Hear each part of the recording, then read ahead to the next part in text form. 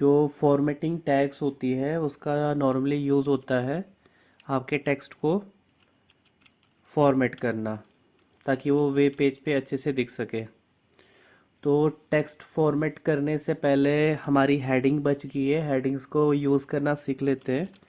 HTML में हमारे पास total 6 headings होती है, H1 टू H6। अब H1 और H6 में क्या डिफरेंस रहता है उसको आप खुद ही देख लीजिए। यहाँ पे हम लिख लेते हैं हेडिंग 1, ऐसे ही हेडिंग 2। नोटपैड प्लस प्लस के अंदर अगर आपने किसी भी लाइन की कॉपी करनी है तो आप Ctrl+D कर सकते हो। Ctrl+D से लाइन की कॉपी बन जाती है। तो heading 3, heading 4, heading 5 and heading 6। तो 6 टाइप्स ऑफ हेडिंग्स हमारे पास HTML में आती है। इनमें डिफरेंस क्या आता है, देखो कोई भी हेडिंग्स होगी, हम इसको सेव कर लेते हैं पहले। जब भी हम फाइल को नाम देंगे तो हमें ध्यान रखना है कि हमें स्पेस नहीं देना है और सब कुछ स्मॉल लेटर में ही लिखना है। तो हमने यहाँ पे लिख दिया टेक्स्ट फॉर्मेटिंग। एक्सटेंशन आपको देनी है .htm। तो हमने यहाँ पे लिख दिया है। अब हम इसको क्या करेंगे, रन करेंगे। तो रन करने के लिए हमें यहाँ पे जाना होगा व्यू पे और क्लिक करना है हमें view file in Chrome, Firefox, जो भी आपके पास वेब ब्राउज़र डाला है उस पर रन कर लेते हैं इसको। ओके। तो यहाँ देख सकते हैं हम लोग कि जो हेडिंग 1 से लेकर, मैंने इसको जूम किया है। जूम करने के लिए आप अपने कीबोर्ड से कंट्रोल को प्रेस कर सकते हो और आप इसको जूम कर सकते हो बाय स्क्रॉल। जो स्क्रॉल आपको माउस पे दिया होता है उसको, उससे आप जूम कर सकते हो। तो हम देख सकते हैं हेडिंग 1 का साइज़ सबसे बड़ा है, उसके बाद हेडिंग 2 का उससे छोटा, हेडिंग 3 का उससे भी छोटा, 4 का उससे भी छोटा और सबसे लास्ट में है हेडिंग 6। सभी हेडिंग में एक चीज़ कॉमन होती है कि सारी हेडिंग हमारी बोल्ड होती है। तो जब भी आपको टेक्स्ट बोल्ड चाहिए होते हैं तो आप हेडिंग को यूज़ कर सकते हो इसमें से साइज़ के हिसाब से, जिस तरह से आपकी रिक्वायरमेंट है पेज के ऊपर। तो ये हमारे पास 6 हेडिंग होती है, H1 टू H6। अब अगर हम बात कर ले पैराग्राफ की, तो हमें पता है पैराग्राफ के लिए हम लोग P टैग को यूज़ करते हैं। यहाँ पे हमने पैराग्राफ में लिख लिया working with HTML formatting elements और टैग्स एंड पैराग्राफ को क्लोज कर लेते हैं। अब इसमें हम कुछ फॉर्मेटिंग टैग्स को या एलिमेंट्स को यूज़ करना सीखेंगे। देखते हैं कौन कौन से हमारे पास आते हैं। सबसे पहला हमारे पास आता है बोल्ड। अगर मैं भी सेव करके और प्लस टैब से F5 प्रेस करेंगे तो हम देखेंगे जो टेक्स्ट हमने ऐड किए वो लास्ट में आ गए। अगर हमें कोई भी टेक्स्ट विजुअली बोल्ड दिखाना है तो बोल्ड दिखाने के लिए हम लोग जो है वो बी टैग को यूज़ करते हैं। आपको बी टैग शुरू करनी है, हमें खाली वर्किंग को बोल्ड दिखाना है। तो इसके बाद जाके हम बी को क्लोज कर देंगे, सेव करेंगे और रीलोड करेंगे तो हम देखेंगे वर्किंग आपका बोल्ड हो जाएगा। हमें ये ध्यान रखना है टैग को क्लोज करना ज़रूरी होता है। अगर क्लोज नहीं करेंगे तो वो टैग लगातार अपना इफेक्ट दिखाएगी, और अगर मैं यहाँ पे बोल्ड को क्लोज नहीं करूँगा तो पूरी की पूरी लाइन हमारी बोल्ड हो जाएगी, या इसके बाद जो भी मैं लिखूँगा सारा बोल्ड हो जाएगा। एग्जाम्पल के तौर पे देखो, मैंने बोल्ड को क्लोज नहीं किया तो आपकी पूरी लाइन बोल्ड होगी यहाँ पे, क्योंकि वेब ब्राउज़र को ये समझ में नहीं आया कि कहाँ तक मेरे को बोल्ड दिखाना है। ये तो लग गया पता बोल्ड कहाँ से करना है शुरू, पर क्लोजिंग कहाँ करनी है उसके बारे में कोई भी चीज़ पता नहीं लग रही। इसीलिए हमें यहाँ पे बोल्ड को क्लोज करना पड़ेगा जहाँ तक आपको टेक्स्ट को बोल्ड करना है। बोल्ड करने के लिए एक और टैग भी आती है जिसको हम बोलते हैं स्ट्रॉन्ग। स्ट्रॉन्ग भी टेक्स्ट को विजुअली बोल्ड करती है। तो स्ट्रॉन्ग लिखने के लिए आपको टैग शुरू करनी है, आपको स्ट्रॉन्ग लिखना पड़ेगा तो आपका जो टेक्स्ट है वो बोल्ड हो जाएगा। और जहाँ तक भी आपको स्ट्रॉन्ग करना है तो आप क्लोज कर दो और आप रीलोड करके देखोगे तो आपको फॉर्मेटिंग जो है वो भी बोल्ड देखने को मिलेगा। तो अगर आपको बोल्ड के अलावा कोई और टेक्स्ट ज़्यादा इम्पोर्टेंट शो करना है तो आप उसको स्ट्रॉन्ग में डिफाइन कर सकते हो। हालांकि दोनों देखने में कोई डिफरेंस नहीं होगा, दोनों एक तरह के देखने को मिलेंगे हमें। ठीक है। इसके अलावा हमारे पास आती है इटैलिक टैग। अगर हमने टेक्स्ट को क्या करना है, इटैलिक करना है। जैसे कि हमने एलिमेंट्स जो लिखा है यहाँ पे, अभी एलिमेंट्स को आप चेक करना ध्यान से, इसके हर एक अल्फ़ाबेट को हमने इसको इटैलिक करना है। तो इटैलिक करने के लिए हमें क्या करना है, आई टैग करना है। आई फॉर इटैलिक होता है। हमने सिर्फ एलिमेंट्स को इटैलिक करना है, तो इसके आगे जाके हमने इसको क्लोज कर दिया, सेव कर लिया और रीलोड कर लिया। तो एलिमेंट पे फोकस रखना है हमें। मैं जैसे ही पेज को रीलोड करूँगा F5 से, तो आप देखेंगे आपका जो एलिमेंट्स है वो थोड़ा सा इटैलिक हो गया है, तिरछा हो गया, इटैलिक इफेक्ट आ गया है इसमें।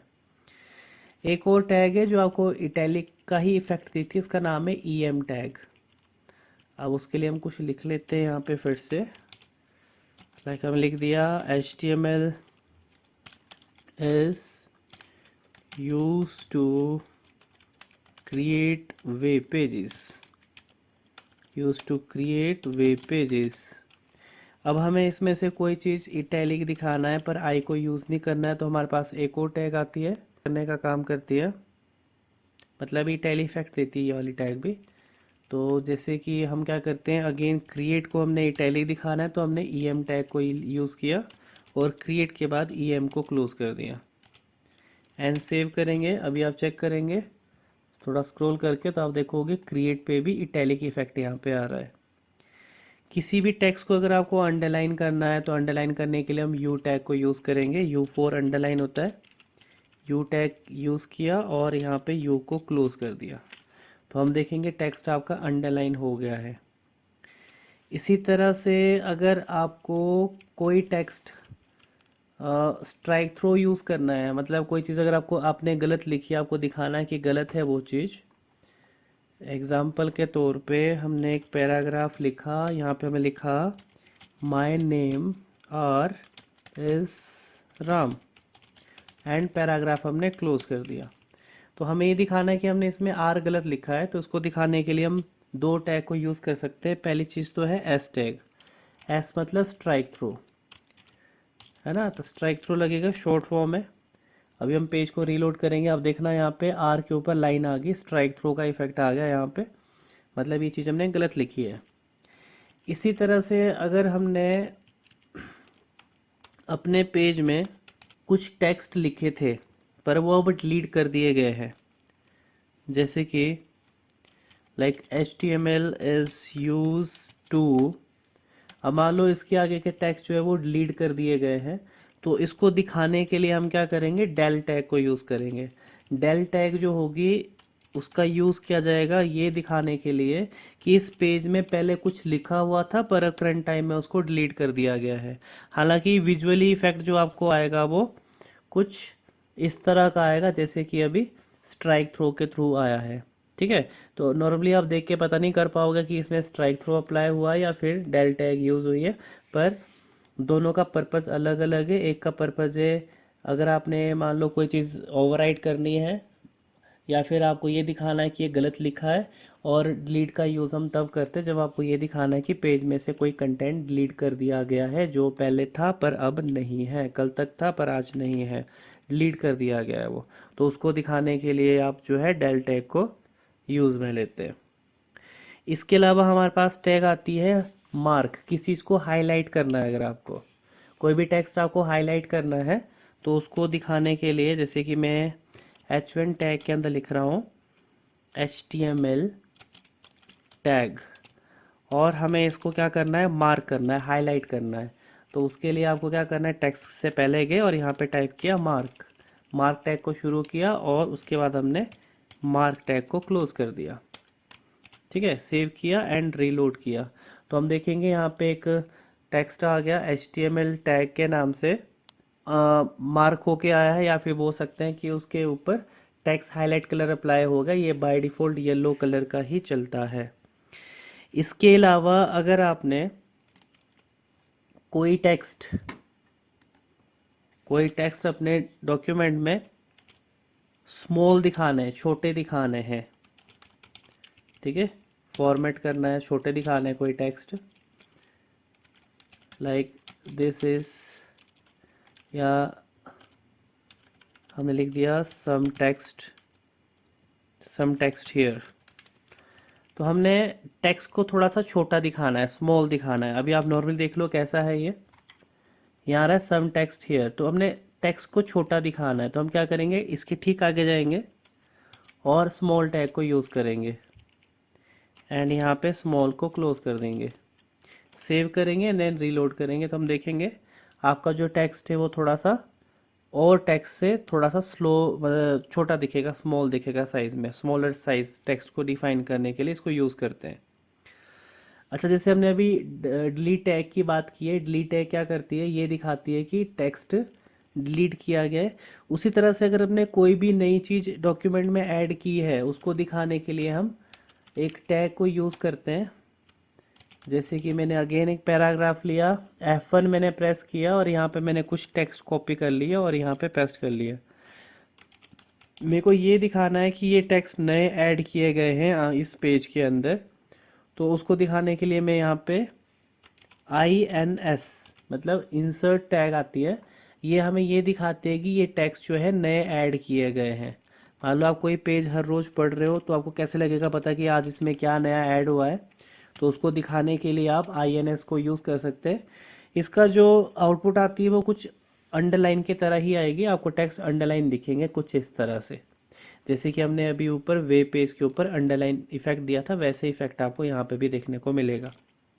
इसी तरह से अगर हमने किसी भी टेक्स्ट के ऊपर सबस्क्रिप्ट और सुपरस्क्रिप्ट अप्लाई करना है, जैसे यहाँ मैं H1 के अंदर लिख रहा हूँ H2O, तो हमें पता है H2O में जो 2 है वो बेस लाइन से नीचे जाता है। तो इसके लिए हम जो टैग यूज़ करेंगे वो है SUB मतलब सबस्क्रिप्ट, और यहाँ पे SUB को क्लोज कर देंगे। क्लोज करने के बाद हम देखेंगे कि हमारा जो H2O है वो कुछ इस तरह से आएगा। इसी तरह से सुपरस्क्रिप्ट हम अप्लाई कर सकते हैं, जैसे कि लाइक हमें लिखना है यहाँ पे लाइक A स्क्वायर है ना, A square plus B square. तो ये जो स्क्वायर है ये हमने ऊपर लेके जाने, तो हम यूज़ करेंगे SUP। सुपरस्क्रिप्ट की शॉर्ट फॉर्म है SUP को यूज़ करेंगे हम।